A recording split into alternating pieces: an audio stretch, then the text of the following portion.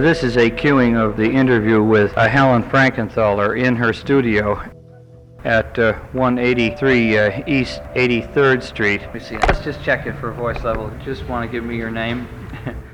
My name is Helen Frankenthaler. Very often people say, did you know when you were a young child that you wanted to be a painter? No, I didn't. It's only when one's intellect in relation to the world develops, you know. There's no other solution.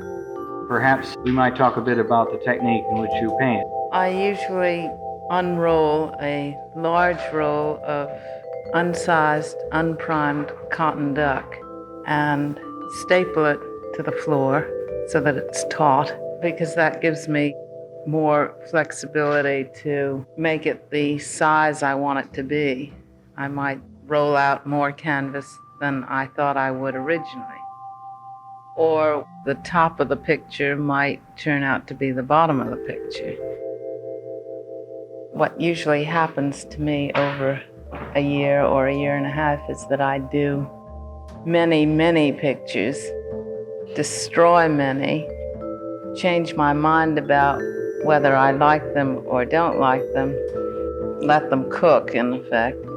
Different pictures over a period of time can express different moods, lights, progresses.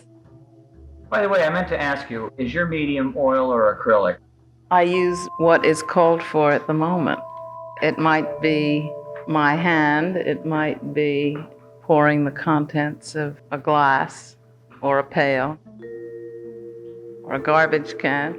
A picture of mine that is hanging in the Met right now was done in '52 with a combination of house paint, enamels, kerosene, turpentine, and maybe student oil paints. Any methods and materials man would drop at that combination. But I think a good picture holds up, and if it weathers, fades, we'll just take it from there. Many times I've noticed in art schools that many of the most talented students are young women.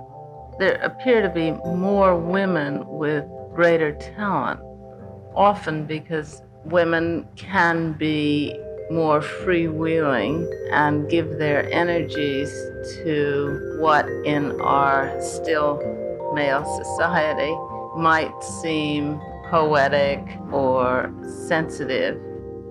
But then these talented women are supposed to become wives and mothers, and if you spend too much time in a painting studio, you're not going to reach that goal, probably. You said there are so many outstanding women in the visual arts.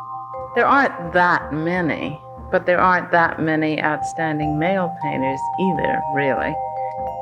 In the past few decades, there's a greater chance for the work of women to be looked at for itself rather than, isn't this remarkable for a woman? I'm not involved in doing good woman's painting. I'm involved in doing good painting. When the picture is standing by itself, signed or unsigned, it has to stand up as that surface, meaningful, failing, succeeding, whatever. And the origins or the sex of it are irrelevant.